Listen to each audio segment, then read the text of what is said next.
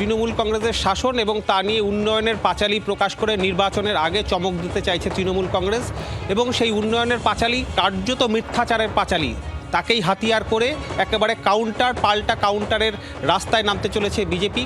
অমিত শাহের সঙ্গে বৈঠকের পর আপাততভাবে এখন পর্যন্ত কিন্তু এটি স্থির হয়ে আছে যে গতকাল তৃণমূল কংগ্রেসের প্রতিষ্ঠাবার্ষিকী ছিল, সেই প্রতিষ্ঠাবার্ষিকীতে মাইক উঁচিয়ে গলা ফাটিয়ে তৃণমূল কংগ্রেসের নেতারা যে উন্নয়নের পাঁচালীর প্রচার করতে শুরু করেছেন, সেই উন্নয়নের পাঁচালীকে কাউন্টার করতে হবে, এবং সেই কাউন্টার করবার জন্য একেবারে যেখানে জনবহুল এলাকা অর্থাৎ শহর গ্রামাঞ্চল উত্তরবঙ্গ থেকে দক্ষিণবঙ্গ বাংলার সর্বত্র প্রায় ৩০০-র বেশি জায়গায় যেখানে রেল স্টেশন, মেট্রো স্টেশন, যেখানে মানুষের যাতায়াত, সেই জায়গায় 2 ঘন্টা ধরে টানা কর্মসূচি অর্থাৎ প্রচার অভিযান চলবে।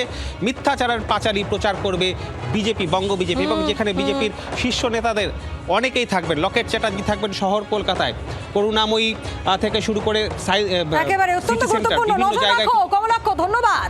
ভোট বড় বালাই, সামনেই যে নির্বাচন, ভোট আসছে, তাই যুদ্ধ লড়াই শুধুমাত্র মাঠে ময়দানে সীমাবদ্ধ থাকবে না।